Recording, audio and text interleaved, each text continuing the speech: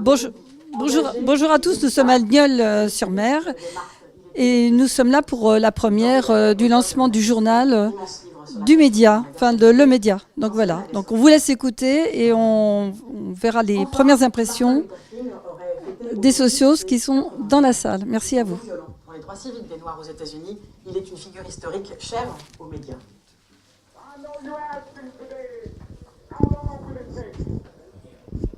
Somebody's asking how long will prejudice blind the visions of men.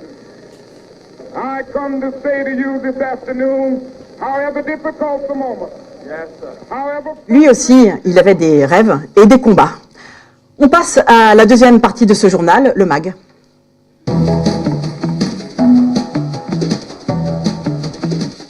Et on parle inégalité salariale. Virginie, la France est à la traîne. Oui, et pas qu'un peu. Le plus drôle, c'est qu'Emmanuel Macron a dit qu'il ferait de l'égalité homme-femme la grande cause du quinquennat. Mais il y a du boulot, puisqu'en France, une femme est toujours payée en moyenne 16% de moins qu'un homme, tous secteurs confondus.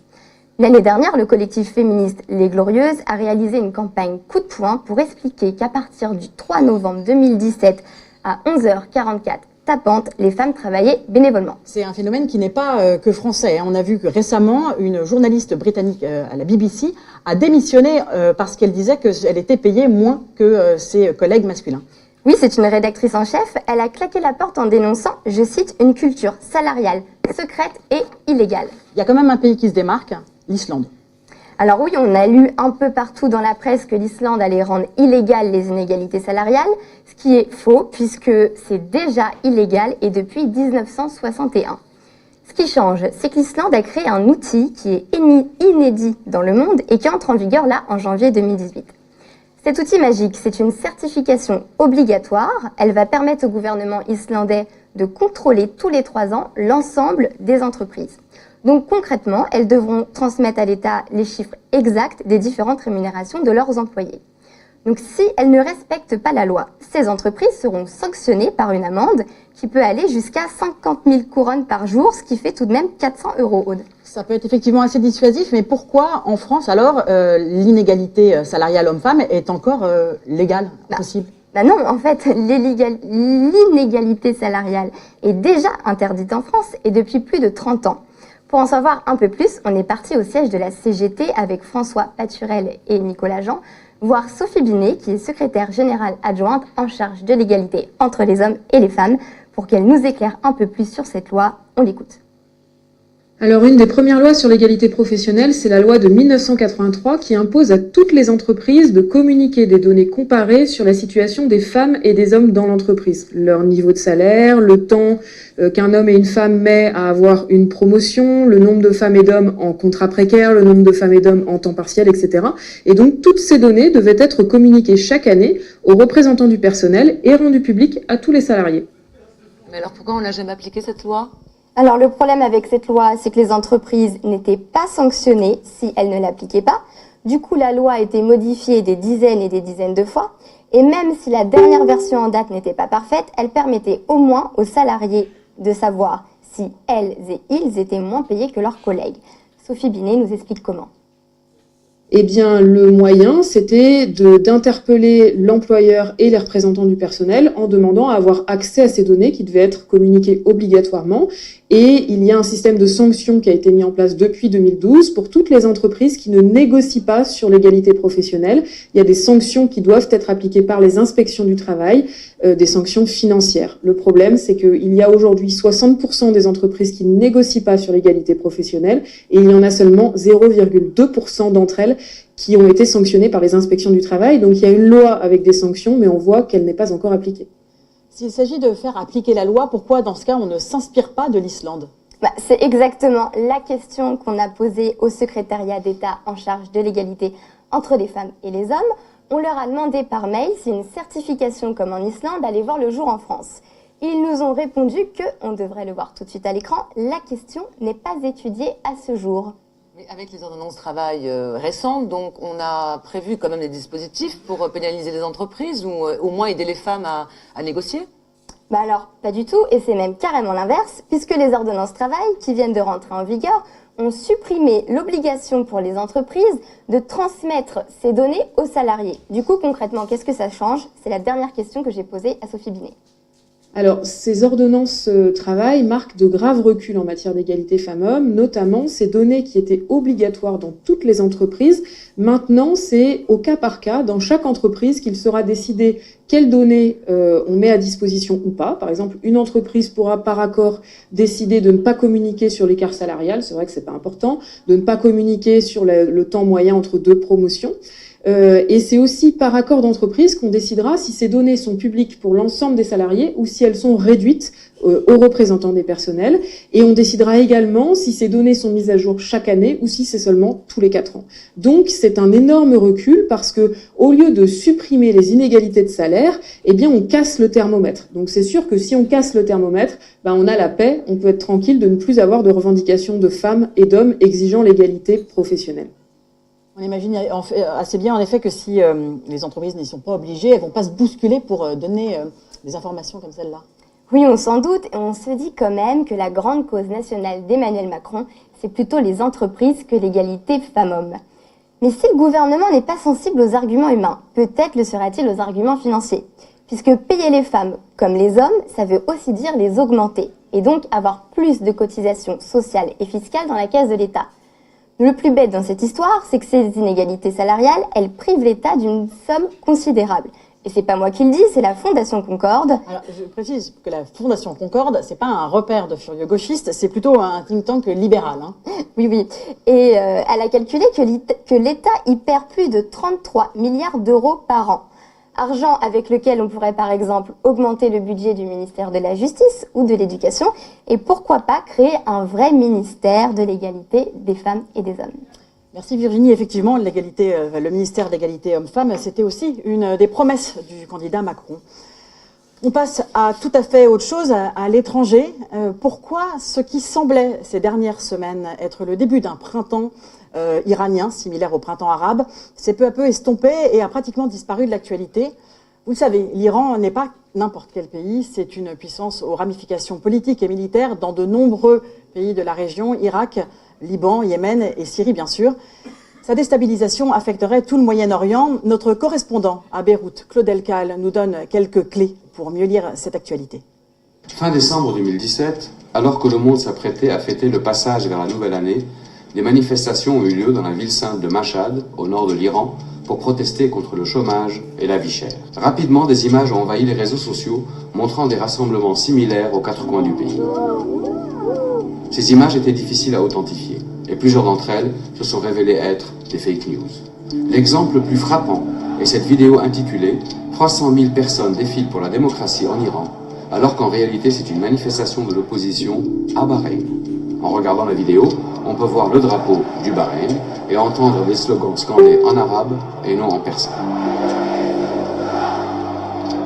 Une véritable guerre des images a ensuite commencé entre les médias officiels iraniens et les opposants au régime, principalement installés aux États-Unis. Les médias officiels ont montré les nombreuses manifestations de soutien au régime qui ont eu lieu dans plusieurs grandes villes du pays et diffusé des vidéos de violences attribuées aux manifestants.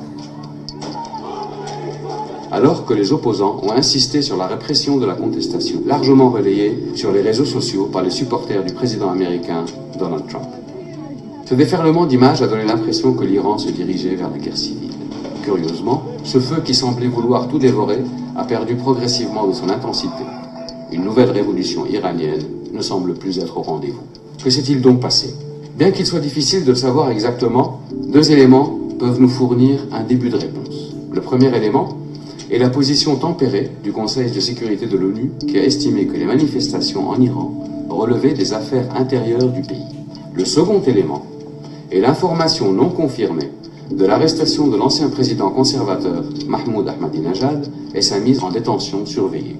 Le gouvernement iranien n'a pour l'instant pas démenti cette information et Ahmadinejad n'est plus apparu en public depuis plusieurs jours. Ces 2 éléments suggèrent que le mouvement de contestation serait le fruit d'une division au sein même du régime iranien entre ce qu'on appelle les modérés et les conservateurs. Ces derniers auraient instrumentalisé les revendications économiques légitimes des Iraniens les plus défavorisés, qui constituent leur base électorale, pour mettre en difficulté le président modéré Hassan Rouhani et l'évincer du pouvoir. Puis, Sur cette fronde conservatrice de départ, seraient venues se greffer toutes sortes de revendications politiques différentes, souvent contradictoires les unes avec les autres. Ce qui pourrait expliquer le manque de cohérence entre les différentes manifestations. Certaines réclamant une distribution plus équitable des richesses, et d'autres le retour de la monarchie, de sinistre mémoire. Tout ça aurait entraîné l'essoufflement d'une contestation sans revendication claire et unifiée, et sans leadership précis. Quoi qu'il en soit, c'est encore trop tôt pour connaître avec exactitude les tenants et aboutissants des événements de ces 2 dernières semaines. Nous devons continuer à observer attentivement l'évolution de la situation et éviter de nous laisser distraire par la gesticulation de Donald Trump qui appelle à un changement de régime, ignorant sans doute que les conservateurs iraniens qui profiteraient de la chute de Hassan Rouhani sont les mêmes qui traitent les États-Unis de grand Satan. C'était un sujet de Claude Elkal, notre correspondant à Beyrouth. Vous le retrouverez régulièrement dans notre journal. Nous avons évoqué dans l'actu la réforme asile-immigration, les grandes manœuvres de la majorité, alors que le monde associatif et intellectuel dénonce un durcissement jamais atteint en France. Aux médias, nous avons décidé de prendre le temps de comprendre, de voir, d'entendre. Nous serons avec votre aide aussi, les sociaux à Calais, Ouistreham, Grenoble, Annecy ou Paris. Et ce soir, Catherine, nous allons en région PACA. Et pour cause, 6 demandeurs d'asile sur 10 passent par la frontière franco-italienne. Effectivement, ce sont des chiffres qui nous ont été donnés par l'OFPRA la semaine dernière. Alors cette frontière italienne, d'abord, il faut rappeler qu'elle est officiellement fermée depuis novembre 2015, suite aux attentats et aux mesures d'exception. On était donc à l'époque sous Hollande. Et à partir de là, on a tous découvert cette région de l'extrême sud-est où on a vu des hommes, des images d'hommes, de femmes, surtout des hommes, et énormément de mineurs isolés, escalader les rochers. Nous sommes en effet au bord de la Méditerranée. Ils veulent passer de l'Italie, la ville de Vintimille, et la France, la ville de Menton.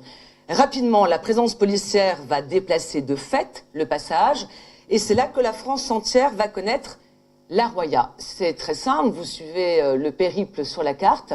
Les candidats à l'asile quittent le bord de la mer, commencent à grimper dans les terres, et c'est donc la vallée de la Roya, avec ces premières personnes qui les aident, et qui pour cela vont être les premières personnes à être condamnées.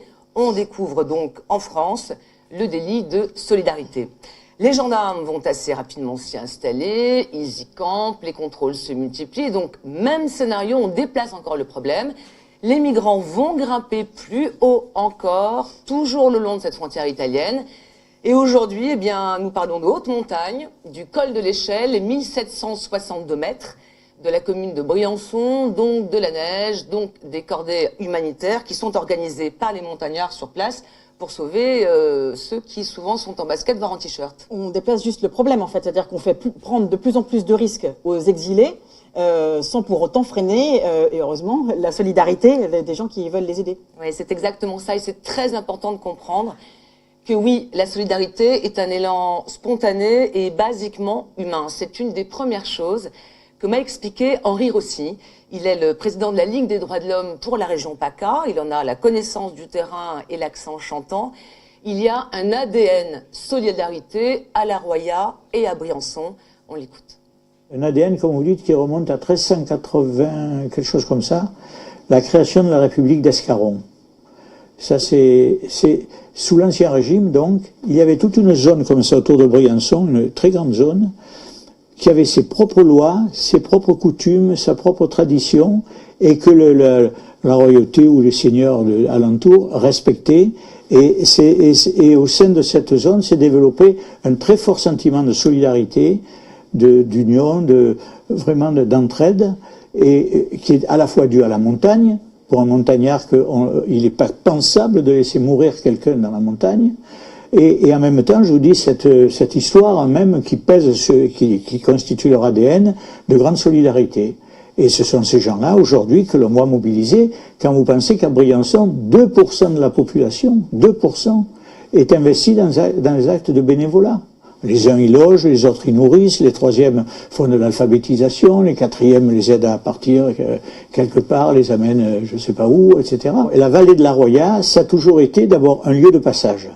Un lieu de passage, les Juifs, à la fois lorsqu'ils fuyaient les pogroms d'Europe centrale et de la Russie, et plus tard les nazis, les Italiens, soit pour des raisons économiques dans les années 20, soit plus tard vis-à-vis du fascisme, les partisans, etc., il y a toujours ça a toujours été un lieu de passage et un lieu de solidarité de la part des habitants. Un lieu d'entraide, plus exactement, de la part des habitants. Je voulais revenir sur ce chiffre de 2% de personnes qui aident à Briançon. On se dit, a priori, 2%, c'est peu. Et en fait, c'est énorme. Énorme parce que imaginez 2% de la population de Grenoble, de Vesoul, de Dunkerque, de Paris. En fait, sur l'ensemble de la France, 2%, on atteindrait le 1 300 000 personnes. Ça changerait considérablement le sort de ces exilés et aussi la marge de manœuvre du gouvernement sur son projet de loi. Alors, on vient de le voir, que ces migrants sont au fil du temps comme ça et franchement, sans surprise pour personne, contraints de passer en plein hiver ce fameux col de l'Échelle. Je voudrais encore une minute d'attention pour que Henri Rossi nous explique en fait ce qu'est ce col. Comment ça se passe là-haut? Il faut savoir que la frontière italienne au col de l'Échelle, elle n'est pas au col même, elle est dans le bas. Et les gendarmes ont le vice, la cruauté, lorsqu'ils en attrapent sur la route de Briançon, ou Briançon, même, je ne sais pas où, mais lorsqu'ils en attrapent, ils les amènent jusqu'en haut, jusqu'au col, et en les amenant, vous descendez, l'Italie c'est en bas, vous allez jusqu'en bas. Et ils les abandonnent là, aussi bien en pleine nuit, comme c'est arrivé récemment, dans la neige. Et ces pauvres diables, obligés de partir, de marcher parce que c'est un col qui est fermé, hein, c'est pas une promenade de santé, hein. C'est un col qui est fermé, donc obligés de partir dans la neige et de redescendre vers la frontière italienne, vers en bas, d'une façon inhumaine. Oui, encore un dernier mot en fait d'Henri Rossi. Si un mort devait être retrouvé au printemps, à la fonte des neiges, alors je ne donne pas cher du gouvernement, la montagne ne le permettra pas. Et c'est lui qui vous a dit ça. Absolument. Merci Catherine. À ce sujet, je voulais vous signaler que le média diffuse le 20 janvier prochain un documentaire consacré à Calais, signé Arthur Levivier. Il s'intitule « Regarde ailleurs ». Et puis, dernière partie de ce journal, l'invité, Bruno Gassio. Il est là. Il accourt. Bruno Gassio, créateur des Guignols, sociaux de la première heure. Merci d'être là. Je ne vais pas commencer à mentir dès le premier journal. Faire toutes les premières heures. Ouais, mais oui, mais c'est prévu justement. On voulait en parler. Ah bon? Oui. Ouais, je suis embauché, je suis engagé. Voilà, exactement, tu es engagé. On va pas faire semblant, on va pas commencer à mentir dès le premier journal. Je vais pas faire semblant de vous voyez. Donc je te tutoie. Oui, tu fais comme ça d'habitude. Ah bah voilà. Saleté. Bon, ça y est, le média existe. C'est plus une promesse. Ben, c'est assez. Qu'est-ce que t'attends de nous maintenant? D'abord, bravo. Il y a un truc que donner des infos comme ça, les unes derrière les autres, avec des explications et tout ça, ça me fait penser que c'est... vous pourriez être le monde diplomatique par rapport à un gratuit. Un gratuit, on l'ouvre, on regarde, on n'a pas d'infos, on jette, alors que vous, il faut s'y intéresser. Donc déjà, ça, c'est un bon point. Et ce que j'attends de vous, ce pourquoi j'ai payé, d'ailleurs, parce que je suis le patron, tous les sociaux, vous êtes tous des patrons, les gars, hein, vous êtes patrons de presse. Moi, j'attends que vous soyez en éveil et en explication du monde et en attention. Il faut être attentif au monde et à ce qui se passe et dans le monde et pour les gens qui habitent le monde. Et je trouve que c'est vachement intéressant d'expliquer les migrants. Juste m'expliquer, moi, que le sommet, c'est pas la frontière, c'est en bas, et que les flics les amènent en haut et les font descendre, je ne le savais pas. Et j'espère apprendre ce genre de choses. Et puis j'espère que votre ligne éditoriale sera définie aussi par la hiérarchisation de votre info. C'est une façon de donner des infos. Il y a des exemples que tout le monde connaît dans les médias. C'est s'il y a un fait divers tragique, ce fait divers fait l'ouverture de tout. Si dans le même temps, une loi en Chine permet, comme ça s'est produit il y a une vingtaine d'années, de détruire toute l'industrie textile française et européenne, on n'en parlera pas. On parlera que de ce fait divers tragique, qui est tragique pour la famille. Il faut en parler. Est-ce qu'il faut en parler en premier ? Ou est-ce qu'il faut en parler un petit peu à un autre moment? Et on a aussi un autre exemple. Il y a des traitements de l'info qui t'ont choqué récemment? Pas choqué, c'est pas choquant. Il y a une sorte d'emballement qui se crée et de moutonnisme. Et je veux parler d'un mec que j'aimais beaucoup, hein, Johnny Hallyday. Quand Johnny Hallyday meurt, c'est évidemment un événement. Mais une fois qu'on a dit que c'était quelqu'un que tout le monde aimait, que c'était un chanteur exceptionnel, que c'était un mec adoré, aïe, aïe, on a fait 10 minutes, un quart d'heure, aïe. Non, on remet la même chose 10 minutes après. Puis on va chercher des témoignages. Les premiers sont toujours un peu émouvants parce qu'on va chercher des proches. Au bout de 15 témoignages, on tombe sur le fils de la concierge du mec qui en avait rien à secouer et qui dit « ouais, je l'ai connu ». Et ça devient quelque chose de complètement fou, jusqu'à des obsèques nationales retransmises en direct. Je dis, calmez-vous, il n'y avait plus d'autres infos. Et ce que j'attends du média, c'est de dire, évidemment, le jour où Johnny Hallyday meurt, on ne peut pas faire autrement. Et c'est normal d'en parler. Est-ce qu'il faut en parler 5 minutes, 10 minutes, 25 minutes ou 4 jours? C'est cette hiérarchisation qui fait aussi la différence. Et ce que j'attends, moi, c'est qu'évidemment, on me parle de la mort d'une vedette quand il y en a une, mais qu'on me dise, voilà, c'était un chanteur, on l'aimait beaucoup. Certains l'aimaient moins que d'autres, mais peu importe. C'était quelqu'un qui donnait du bonheur aux gens qui l'écoutaient. Voilà, on lui souhaite, et à sa famille, on lui présente nos condoléances. Merci, voilà. Maintenant, en Chine, il se passe des trucs. Et il se passe des choses. Voilà, c'est ça que j'attends d'un média qui se veut nouveau, alternatif. Mais... Dernière question. Moi, on me pose une question, je fais une demi-heure. Non, mais t'as le droit, pas de problème. T'es ici chez toi, tu sais, hein, c'est important. Ah ben, je suis le patron. Bah oui. Je me suis rendu compte de ça. Justement, en tant que socio, en tant que patron, t'as le droit de nous suggérer des sujets. Est-ce qu'il y a un sujet qui te tient à cœur et que tu aimerais voir traité dans le journal, par exemple? Il y en a 50. Il y en a 5. Non, il y en a 5.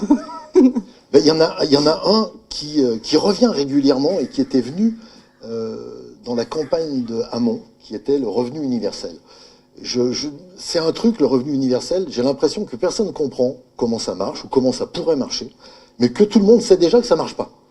Alors que ça me semble une possibilité, en tout cas, de redistribution des richesses, puisque par l'impôt, personne n'a vraiment envie. Ni toi ni moi, on a envie de payer plus d'impôts, faut être franc. Par le ruissellement, bon, on se rend compte que... On y croit un peu moins. Ouais. Parce qu'il y a très peu de gens qui croient que ça ruisselle.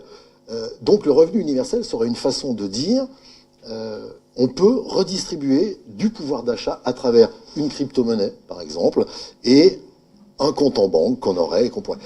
Je ne sais pas comment ça peut marcher, mais j'aimerais que le média, par exemple, s'intéresse à ça et creuse avec des économistes, avec des sociologues, avec des gens contre, avec des gens de droite et des gens de gauche, parce que Gaspard Koenig est pour, et c'est un mec qui est un libertarien, liberté complète. D'accord, liberté donc du renard dans le poulailler, on a compris. Mais est-ce qu'on laisse faire ça, le revenu universel, aux gens de droite qui veulent supprimer tout le reste et dire voilà, je te file 1000 balles par mois et je t'entends plus?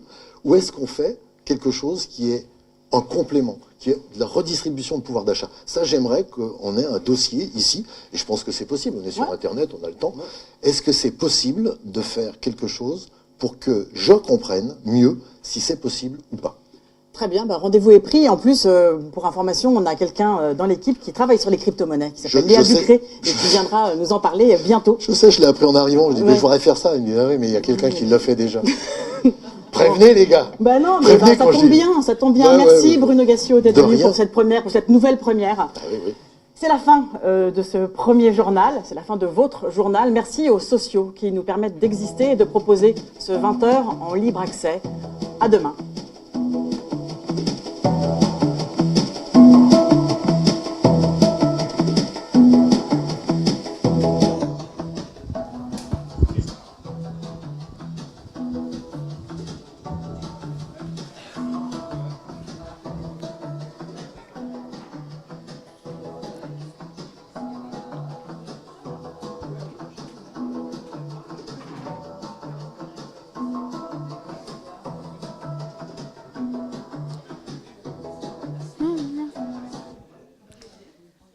Rebonjour à tous. Donc, premier 20h un peu particulier, justement, initié par ce nouveau média qui s'appelle Le Média, justement, qui se veut un média de la gauche humaniste et qui propose justement d'être un projet ambitieux, antiraciste, féministe, écologiste.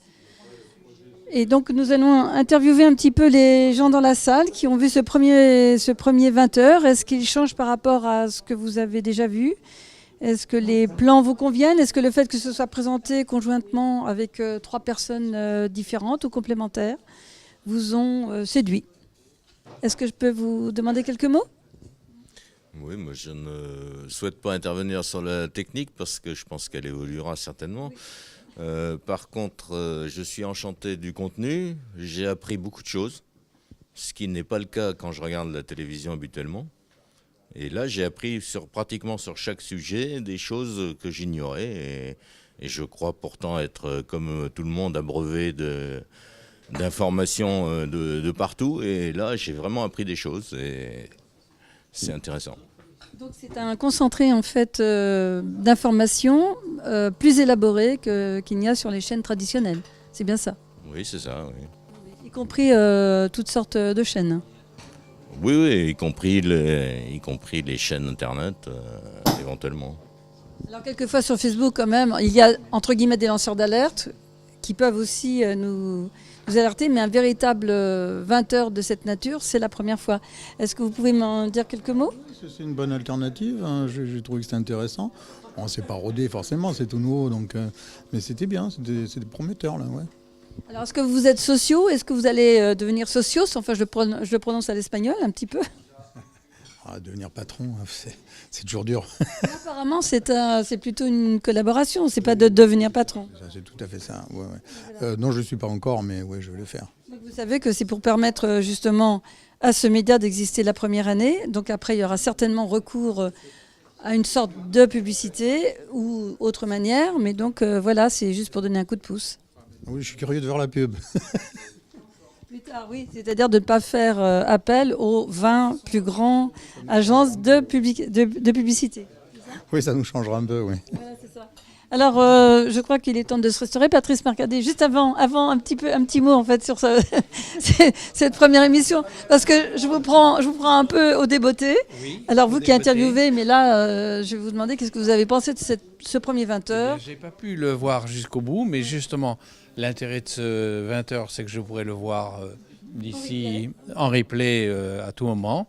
Et puis, je voulais dire mon engagement est total pour ce projet-là, parce que je trouve que vraiment, ça me paraît être extrêmement bien construit, extrêmement professionnel. Et je pense que c'est un devoir pour chacun d'entre nous de contribuer, de nous associer à cette action de santé publique qui est de faire un média qui appartienne à tout le monde. Qui appartient à tout le monde, qui soit alternatif justement et qui propose d'aller surtout un peu plus loin. Donc je vais m'avancer, je vais essayer de faire parler quelques dames. Est-ce que vous voulez donner un avis sur ce premier JT ? Oui, je veux bien. Moi, j'ai beaucoup apprécié l'intervention de ce vieux monsieur qui nous a parlé de la Roya. C'est un endroit que je connais bien. Et ça m'a donné des informations que je ne soupçonnais pas. J'ai aimé ça et j'ai aimé aussi les informations complémentaires sur l'égalité homme-femme au point de vue législatif, chose que j'ignorais absolument. Voilà. Donc en fait, effectivement, le journal est découpé en des thématiques très particulières et à chaque fois intéressantes qui m'ont appris des choses. Alors pour moi, le problème, c'est que faut changer ses habitudes, quoi, parce qu'à cette heure-là, je regarde le 28 minutes sur Arte. Alors moi, je regarde. Alors sincèrement, je crois qu'il y a beaucoup de personnes qui regardent le 28 minutes sur Arte, mais qu'on peut justement regarder en replay. Voilà. Je ne peux pas regarder Arte en replay, mais je pense que là, je pourrais regarder le journal du média après. Là, voilà, ça devrait marcher. Ça devrait marcher. Donc, voilà. À suivre. Madame, vous êtes du même avis ou d'avis un petit peu différent ? Non, du même avis. J'ai trouvé simplement cela beaucoup trop court. Et ce qui m'intéresse, c'est que les sujets abordés sont abordés en profondeur. Et contrairement à ce que l'on peut voir sur Facebook ou sur Internet, c'est argumenté, mais on sait que dessous, c'est juste. Et donc, voilà, c'est intéressant. C'est de l'information trop court. C'est de l'information trop courte, donc ça veut dire que l'on peut aller plus loin. Donc, et alors la première partie, oui, parce qu'il y a eu des problèmes techniques, mais enfin, il y en avait un petit peu partout. Donc, je vais interviewer, excusez-moi. Alors, oui, l'homme au chapeau. Oui, alors si vous voulez, l'homme au chapeau, moi, je veux bien que vous descendiez un tout je petit suis peu que parce que... tenancier, moi. Voilà. Mais en fait, voilà, vous avez accueilli quand même cette première émission en direct. Oui. Voilà, vous avez une organisation très éclectique. En fait, vous accueillez à la fois des groupes. Complètement. Voilà, des groupes de musique, plusieurs événements. Là, pour le coup, le média pour pouvoir aussi aider l'émission à se lancer. Voilà, on essaie vraiment alors pas de plaire à tout le monde parce qu'on ne fait pas non plus n'importe quoi, mais d'essayer de faire vivre le village aussi, puis que tout le monde puisse s'y retrouver ici, que ce soit musicalement, avec un coin lecture, avec des jeux de société, avec des événements à côté. Donc on essaye de faire pas mal de choses pour le village. Donc c'est une place du village qui est très animée, donc oui. avec les barjots, nouvelle façon. Donc vous êtes ouvert depuis, vous avez repris depuis combien de temps ? Ça fait 8 mois à peu près. Ouais. Okay. Donc merci. Donc tout le monde va réfléchir justement à cette nouvelle proposition de JT et il y aura encore beaucoup à dire. Merci à tous.